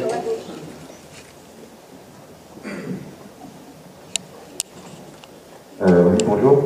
En fait, je voulais réagir un petit peu à ça, qui est la première question, qu'est-ce que j'ai appris cette année? Donc moi, j'ai eu enseignant. Avant, j'étais un élève, donc j'ai suivi le système éducatif. On oublie souvent qu'on a été élève. En fait, je dirais, la chance que j'ai, c'est que j'ai été bon élève, donc je sais bien comment apprendre à apprendre. Je vois qu'on essaye en fait d'apprendre beaucoup de choses, d'apprendre des outils, d'apprendre à apprendre, je suis d'accord avec tout ce qui se dit ici. Mais la chance, moi je suis quelqu'un de très stressé, donc par exemple, dans mon cas personnel, jusqu'en classe de 5e, je pleurais quand je ne comprenais pas. Mais le système ne s'est pas posé de questions, puisque j'avais des très bonnes notes, j'étais très bon élève. J'ai eu des boules au ventre pendant très longtemps, mais je faisais beaucoup de sport, j'arrivais à survivre. J'ai fait l'école d'ingénieur, ça s'est bien passé avec toujours ce stress. La question que je posais par rapport à ça, c'est que j'ai passé 7 heures en moyenne par jour pendant 20 ans ou 24 ans à remplir mon cerveau de sciences du jour, en apprenant avec des méthodes, plein de méthodes, mais j'ai jamais eu de cours pour apprendre à être heureux. Parce que apprendre à se connaître, c'est bien, mais apprendre à gérer ses émotions, déjà apprendre à identifier ses émotions, chaque année, en fait, j'arrive, je suis TZR, je dis, les choses importantes, c'est apprendre à se connaître. Identifier ses points forts, ses points faibles, gérer ses émotions. Puis, à chaque fois, j'ai envie de poser la question, mais c'est pour les élèves ou pour nous? Est-ce que moi, je me connais vraiment? Qu'est-ce que le système fait pour? C'est quand mes cours de bonheur. Voilà. En gros, c'est bien ça, parce qu'on voit des bacs plus 12 qui sautent par la fenêtre. Et donc, plus en plus, dans ce que j'ai appris, c'est quand j'entends ça, c'est important pour la suite, pour avoir un nouveau métier, j'ai envie de finir la phrase, et c'est pas ça que faire le rendre. Parce qu'on peut avoir un métier dit un peu, pas être ingénieur ou médecin et réussir sa vie, et on est des êtres humains, on est des apprenants. Et quelque part, et je vais aller un peu plus loin, mais c'est que de plus en plus j'ai l'impression qu'en Occident, ou je ne sais pas, on va remplir le cerveau de sciences du jour, des beaux livres qui existent depuis plus de 2000 ans, mais par contre l'être humain, on a plein de gens malheureux, qu'on soit élève ou enseignant, parce qu'il y a plein, enfin les solutions il y en a plein après. La médecine, on donnera certaines. Enfin, je ne sais pas si vous voyez ce que je veux dire, mais c'est quand il y a des cours de bonheur. Je vois que Frédéric veut réagir. Éventuellement, je réagirai après. Mais Moi, j'ai deux réponses. La première, c'est maintenant le cours de bonheur. Donc, soyez juste conscients du fait que c'est maintenant. Donc, ne passez pas à côté. Et c'est une réponse un peu sérieuse, c'est-à-dire que le bonheur, il n'est pas forcément dans les salles de cours. Il est à attraper tous les jours et à repérer. Et il faut s'en réjouir. Et donc, voilà, je voulais juste profiter de ce moment-là. Mais plus sérieusement, ce que je voudrais dire aussi, c'est que on a l'habitude de se focaliser sur les élèves en difficulté. Et en disant ce qu'on fait, c'est pour que les élèves qui n'arrivent pas à apprendre, apprennent. Ce que je pense, c'est que ce que nous essayons de faire doit changer l'élitisme français. C'est-à-dire que, vous avez dit, j'ai été un bon élève. La difficulté qu'on a, c'est que la façon dont nous avons été élevés à l'école, on parlait de l'école du XXe siècle, en espérant que ça change, c'est une façon dans laquelle on a toujours été classés. Certains ont été éliminés au fur et à mesure, et puis les bons élèves pouvaient faire. Moi, j'ai pas été éliminé, je continue, je fais partie des bons, donc ce que je fais, ça va. Tout en sentant effectivement parfois qu'ils avaient des boules au ventre, que ça n'allait pas si bien que ça, qu'ils auraient peut-être voulu apprendre autre chose, autrement. Mais moi, j'ai l'impression qu'un bon élève, c'est souvent quelqu'un qui a compris ce que le prof attend, tout simplement. Donc c'est quelqu'un qui est adapté, qui est rentré dans le cadre. Et si on veut que les choses changent durablement, il faut que les quelques-uns qui sommes persuadés du fait que ça doit changer, arrivent à changer pour les bons élèves, de façon à ce que la majorité de demain soit persuadée du fait que sélectionner les meilleurs selon un critère uniquement, c'est gâcher non seulement les talents de ceux qui ne rentrent pas dans la boîte, mais aussi les talents de l'élite. Parce que ceux qui sont considérés comme les meilleurs pourraient être beaucoup plus heureux, et ça, c'est peut-être une idéologie, mais ça commence à être prouvé. Quand on est heureux, on fait plus de choses, on fait mieux les choses, on distribue plus de bonheur autour de soi, et donc, quelque part, puisque la façon de compter toutes ces choses-là, c'est l'impact sur le PIB, quelque part, ça rapporte de l'argent à un pays à la fin de la journée. Ça coûte moins en système de santé, et ça permet de développer des innovations, des entreprises, de l'emploi, etc., etc. Je tire volontairement vers le côté économique parce que malheureusement, on arrive très rapidement à la question de combien de sous il faut pour faire ça. Combien ça coûte les cours de bonheur et à la place de quoi on les met. Mais très sérieusement, je suis absolument persuadée du fait que changer le regard sur l'enfant, changer la façon d'enseigner, c'est changer l'élite tout autant que changer la vie de ceux qui sont le plus en difficulté. J'ai été vendredi dernier dans une conférence sur l'impact des CP à 12 et Marc Urgan, qui est directeur de recherche au CNRS, professeur à l'école d'économie de Paris, disait on peut faire l'estimation, donc un économiste fait l'estimation, que les CP à 12 en CP, les CP et les CE1 à 12 en REP et en REP+, coûtent 700 millions d'euros par an. Et ces 700 millions d'euros seront rattrapés si les élèves en question ont 1% de salaire en plus quand ils arrivent sur le marché de l'emploi. Alors il y a des recherches qui ont été faites dans d'autres pays dans lesquels une mesure scolaire très jeune avait un impact de 5% d'augmentation de salaire. Donc ça sera largement remboursé. Vous voyez, il y a des économistes qui calculent ça. C'est un peu triste, malheureusement, mais on a beaucoup de mal avec le qualitatif, donc on passe toujours par l'argent. Mais ce que je veux dire par là, c'est que l'enjeu n'est pas que pour les mauvais élèves. L'enjeu, à mon avis, est de transformer profondément la société, et en particulier, nous sortir de la tête le fait que les mauvais élèves n'ont pas de problème, qu'ils s'en sortiront toujours, et en pensant comme ça, on reproduit ce que nous avons vécu. Et c'est très difficile de ne pas reproduire parce que la plupart des enseignants ont été des mauvais élèves.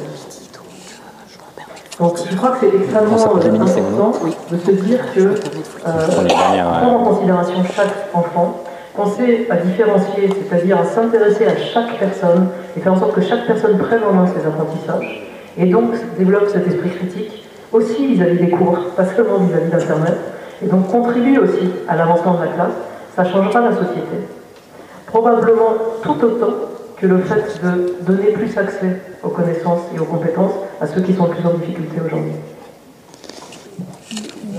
Il y avait une autre réaction? C'était un apport de quelque chose que j'ai appris, que je voulais partager avec vous. En fait, aujourd'hui en France, il existe un projet qui s'inscrit dans un projet international qui s'appelle le Lexicon et qui regarde comment les enseignants de mathématiques, quel vocabulaire ils utilisent pour parler de leur métier. Donc c'est à la fois des gestes très professionnels, mais aussi comment est-ce que l'ambiance se construit, comment on fait des maths aujourd'hui en France et comment les professionnels qui enseignent en parlent. Et en fait, le rapport montre qu'au niveau international, on a des termes qui sont complètement différents En particulier, en Australie, on a des termes qui parlent du bien-être, qui est vécu quand on fait des maths, des choses qui sont intraduisibles en français.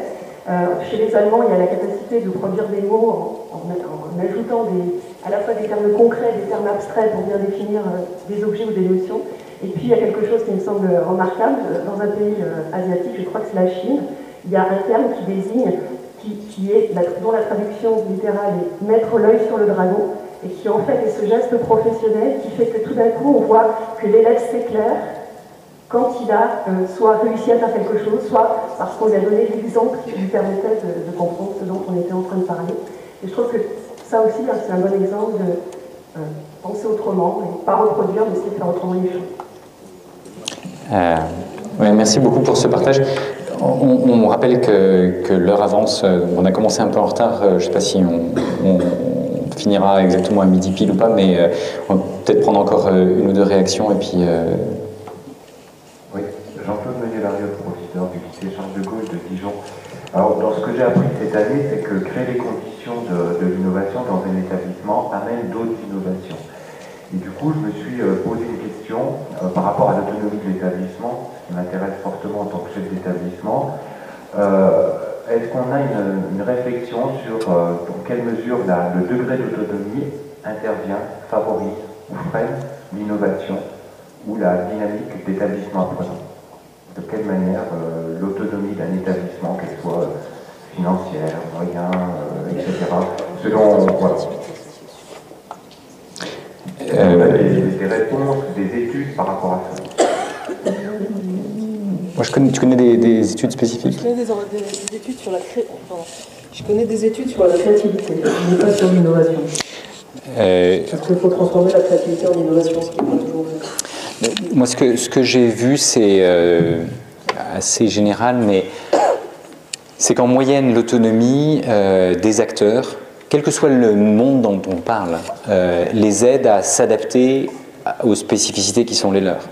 D'accord ? Parce que d'un endroit à l'autre, si on impose la même règle absolument partout, on ne peut pas s'adapter aux spécificités qui sont les siennes. Donc plus d'autonomie, ça permet plus d'adaptation et plus d'adaptabilité. Parce que, comme vous le disiez, une innovation fait naître d'autres innovations. À partir du moment où on se met en mouvement, alors on va pouvoir avancer. Mais tant qu'on n'a pas bougé, on ne peut même pas imaginer qu'on puisse avancer et c'est compliqué. Hein, c'est l'une des raisons, et le regard international que vous évoquiez est intéressant par rapport à ça. Quand on prend un même concept et qu'on le voit appliqué dans d'autres cultures, ça nous aide à le repenser. Par exemple, le mot crise en chinois, pour reprendre une autre expression chinoise, c'est à la fois le mot danger et le mot opportunité. D'accord ? Et nous, on a tendance à voir que le mot danger. Et pourtant on vit tous des crises, alors elles sont plus ou moins grandes et plus ou moins intenses et violentes, mais on vit tous des crises personnelles ou collectives et on a tendance à ne voir que le danger chez nous. Comment est-ce qu'on peut voir l'opportunité? Il y a des pays où quand on progresse dans la carrière, typiquement quand on devient chef d'établissement, on est invité à voir comment un autre établissement fonctionne dans un autre pays. Et pour reprendre à nouveau une expression chinoise, ils disent 1, 2, l'infini. Quand on connaît qu'un seul système, on ne peut pas en imaginer un autre. Quand on en a vu deux, on peut en imaginer une infinité d'autres parce qu'on peut recombiner ce qu'on connaît, on peut tout d'un coup développer son imaginaire et avancer. Et c'est pour ça que je parlais des voyages scolaires tout à l'heure, parce que c'est déjà des moments où on pourrait profiter de ça, on pourrait faire des rapports d'étonnement. On parle beaucoup d'Erasmus, ce genre de choses. On pourrait avoir un Erasmus des cadres, dans lequel systématiquement on est invité à aller voir et à faire des rapports d'étonnement et à contribuer à une recherche participative qui décrit comment est-ce que son métier est pratiqué dans d'autres endroits. À chaque fois qu'un étudiant part dans un autre pays européen, il pourrait être invité à ramener des choses. Et je voudrais réagir sur ce que vous disiez, parce que on oublie trop souvent qu'on a été élève, mais c'est vrai qu'il y a quand même un biais de sélection chez les enseignants. C'est qu'en moyenne, ils ont suffisamment aimé le système pour avoir envie d'y revenir. Et ça, leur capacité à se mettre à la place des élèves et des différentes formes de souffrance qu'on peut ressentir en tant que bon élève ou en tant que mauvais élève, c'est pas toujours évident. Et parmi les expériences internationales, il y a des recherches qui montrent que certains enseignants sont d'anciens mauvais élèves. Eh bien, généralement, c'est d'excellents profs. Parce que si on a un ancien mauvais élève, on sait ce que c'est que d'être un mauvais élève, et on sait que ce qui compte, c'est d'avoir le déclic qui va nous aider à progresser. Il y a plein de choses là-dessus qui montrent qu'effectivement, si on a plus de bien-être, on a plus de chances d'apprendre. Enfin, typiquement, ça a été évoqué tout à l'heure sur le stress. À l'inverse, si on est en situation de stress, alors on ne va pas apprendre. Parce qu'il y a des cours contre le stress. Moi qui ai passé longtemps derrière un bureau, on aurait pu tout m'apprendre. On m'a jamais appris à gérer mon stress. Que ce soit élève ou enseignant. Vous avez un exemple à l'autre bout de la salle qui vous montre qu'on peut mettre en place des dispositifs, et en fait il y en a tout un tas. Est-ce que ça va généraliser? Il y a des pays où c'est en train de se faire. Longtemps pour être des gens dans une société qui est déjà un peu stressée. Ça dépend encore sur rien reçu ou pas. Donc, je suis entièrement d'accord. Je pense que donc il y a des pays où c'est en train de se faire, et rien ne nous empêche de nous mobiliser sur ces sujets-là. Et on peut le faire, et il y a des établissements qui le font déjà. Et donc, on peut essayer d'avancer dans ces dimensions. Ce que je veux dire par rapport à ça, c'est que il ne faut pas nécessairement attendre, y compris de recteurs éclairés, que les solutions viennent d'en haut. Je pense que vous pouvez, sur le terrain, en mettre en pratique beaucoup. Ma question c'est, est-ce qu'il n'est pas urgent d'aller plus loin que l'innovation dans ce terrain-là, vu qu'il va y avoir apparemment des réformes? Je ne sais pas. Moi je suis complètement pour, à titre personnel. Je pense qu'on a besoin de ce genre de choses parce que, une autre manière de le dire, c'est dans les études internationales que l'OCDE a fait, ça a été repris par Yann Algan dans un livre qui s'appelle La société de défiance. Si vous mesurez le niveau de confiance des Français en eux-mêmes, dans les autres, dans les institutions et dans les décideurs, on est souvent les plus bas. Et on est au niveau comparable avec la Turquie et la Russie, qui sont de grandes démocraties dans lesquelles on vit un bien-être qui est évident pour tout le monde. Et donc ça doit nous amener à nous questionner par rapport à ça. Et c'est vrai que donc la question, c'est comment est-ce qu'on passe d'une société de défiance à une société de confiance. Et la confiance, ça ne se décrète pas. Mais typiquement, si on est dans un mode de compétition exacerbé où on n'a pas le droit à l'erreur, le stress va être très fort. S'il n'y a que 1% des gens qui sont considérés comme ayant réussi leurs études et donc leur vie, alors on a forcément 99% de gens qui ne vont pas se sentir bien. Et en fait, même le 1%, il ne va pas forcément bien pour toutes les raisons que vous avez évoquées. Donc je pense que la question, c'est comment est-ce qu'on passe d'une culture du contrôle et de la défiance à une culture de la coopération et de la confiance. Et ça doit se passer de manière multiniveau. Et les quelques pays qui ont transformé leur système éducatif et qui aujourd'hui caracolent en tête des comparaisons internationales, c'est typiquement des pays qui ont compris ce qu'on est en train de se dire et qui l'ont appliqué de manière systémique et pas simplement à un niveau local. Mais ça passe par, y compris, de l'autonomie des acteurs et faire confiance. Et donc, au lieu d'avoir une pyramide de contrôle, comment est-ce qu'on établit une pyramide de mentorat et de confiance ? Et comment est-ce que c'est à tous les niveaux, comment est-ce qu'on a confiance dans les élèves, comment est-ce qu'on a confiance dans les enseignants, comment est-ce qu'on a confiance dans l'établissement, comment est-ce qu'on a confiance dans les dispositifs locaux et leur capacité à s'adapter aux défis qui sont là. Alors, je vais rebondir sur ce que disait mon collègue. Moi, ce que j'ai appris cette année, enfin, c'est pas seulement cette année, parce que j'apprends assez lentement, donc ça fait quand même déjà 3 ans, que j'apprends, et j'ai pas terminé, c'est justement sur le bien-être des élèves en classe. Pour moi, il passe par la relaxation. Je suis professeur en professionnel, donc j'ai des élèves qui, eux, sont en difficulté, vraiment en grande difficulté. Et j'ai réfléchi sur le fait de comment faire pour obtenir en classe l'attention dont j'avais besoin pour transmettre ce que j'avais à transmettre. Alors évidemment, j'ai pensé que ça pouvait passer par la relaxation. Et ça passe par la relaxation et aussi par toute une ambiance. Alors, je sais pas, je mets des plantes par exemple dans ma salle de classe, mais il n'y a pas que ça, c'est un ensemble. Et ce que j'aimerais, c'est que mes élèves se sentent bien quand ils viennent dans la classe. J'y arrive un petit peu, pas suffisamment, mais voilà, c'est ce que j'ai appris, c'est que l'autorité, par exemple, ne passe pas seulement par la posture, c'est pas l'autoritarisme toujours, Voilà, il faut essayer de la gagner autrement, et ça passe aussi par ce bien-être et cette confiance que les élèves peuvent avoir quand ils arrivent dans la salle. Moi j'aime bien le mot de Michel Serres qui reprend l'étymologie d'autorité et qui dit que c'est ce qui aide à grandir. Et donc c'est tout sauf l'autoritarisme de ce point de vue-là, surtout dans faire grandir cette dimension de bien-être et de bienveillance. Je pense qu'on a vraiment besoin d'un autre regard par rapport à ça. Peut-être je ne sais pas exactement sur le timing, on va prendre une dernière réaction et puis essayer de conclure peut-être. Oui, merci. Emmanuel Masson, principal de collège une première remarque sur ce que j'ai appris.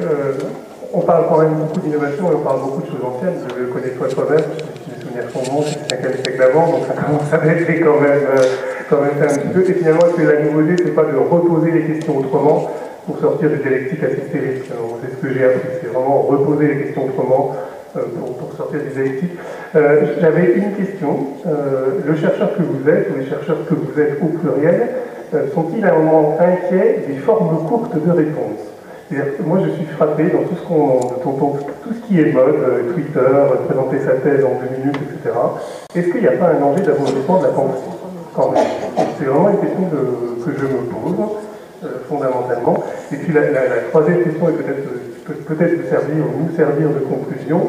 Je pense que dans la salle, nous sommes tous convaincus, mais nous allons tous rencontrer aussi des publics qui le sont moins.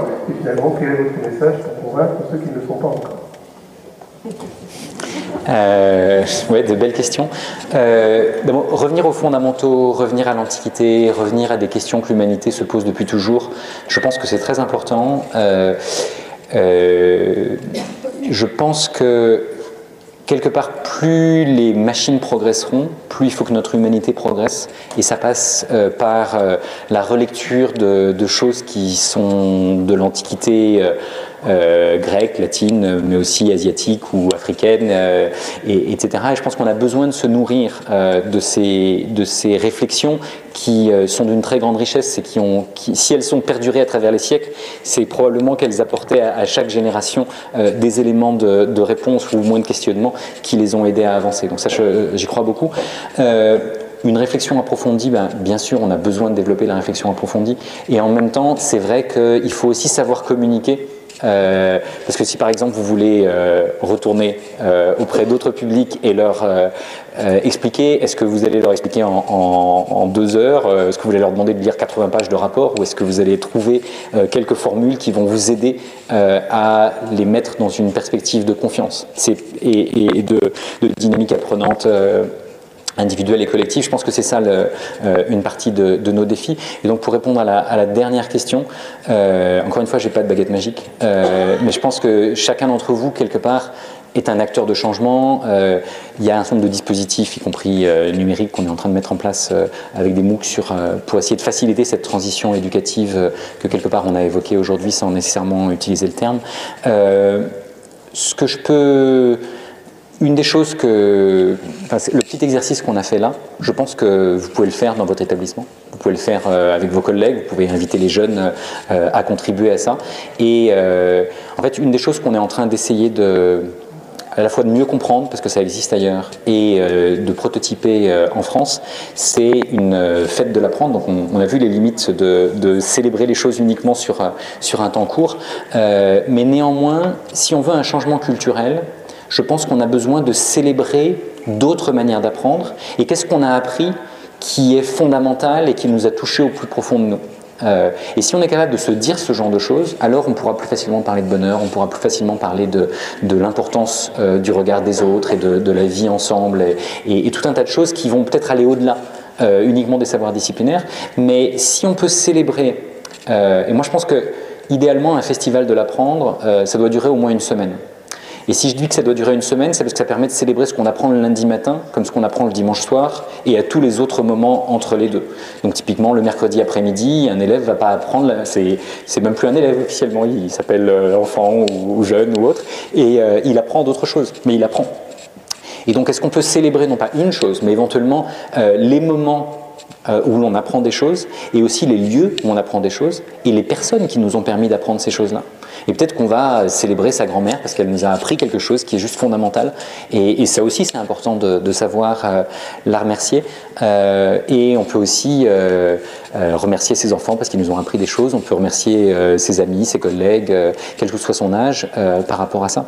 Et donc je pense que ce festival de l'apprendre, c'est une des manières de célébrer un autre regard sur ce que l'on fait tous, et de développer une réflexivité individuelle d'abord, c'est un petit peu l'exercice que vous avez fait, en tout cas qu'on vous a proposé avant d'arriver, mais en même temps de le faire de manière collective, un peu comme on l'a fait dans cette conversation qui avait forcément ses limites, et je suis désolé pour ceux qui par exemple n'ont pas pu s'exprimer ou qui ont été frustrés de cette interaction, mais c'est une tentative en tout cas d'essayer autre chose. Et je suis sûr qu'il y a mille et une manières d'organiser un festival de l'apprendre, et c'est dans une société apprenante, si on partage la manière dont on a appris et la manière dont on a célébré nos apprentissages, alors on peut probablement contribuer à avancer par rapport à ça. Et je ne sais pas si ça deviendra une fête uniquement locale ou progressivement nationale, voire internationale. Je pense que ça serait d'autant plus intéressant de se nourrir de ce genre de choses. On est en train de réfléchir à développer une application pour que chacun puisse répondre aux 5 W, les 5 quand, pourquoi, comment, où et grâce à qui on a appris et qu'est-ce qu'on a appris. Et je pense que cette capacité à le partager et à le célébrer, et idéalement ça ne se produirait pas seulement sur un moment, mais cette application on peut l'avoir pour toute sa vie, et on peut, à chaque fois qu'on apprend quelque chose de vraiment important pour nous, on va pouvoir le documenter et pour le coup le partager si on souhaite le partager. Et donc on va créer progressivement une base de données, des choses qu'il ne faut pas oublier d'apprendre, du genre apprendre à être heureux, ou apprendre à gérer son stress, apprendre à gérer ses émotions et celles des gens autour de soi.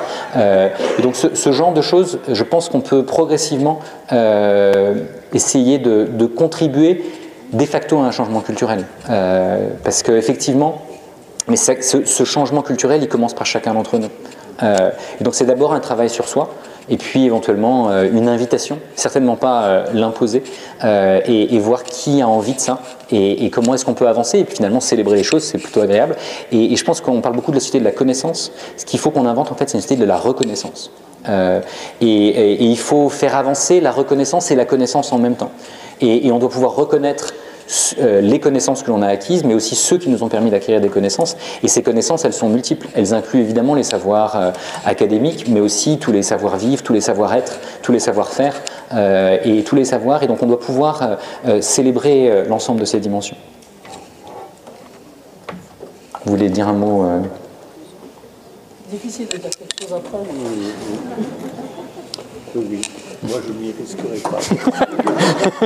Il nous reste juste à te remercier infiniment, à se dire que on se donne rendez-vous en mai pour la journée à Besançon, que d'ici là, on espère avoir appris beaucoup de choses, et se dire que peut-être qu'il faut vivre cette journée d'innovation comme une fête, et qu'on peut déjà célébrer les innovations et regarder tout ce qu'on peut y apprendre. Merci beaucoup. Merci.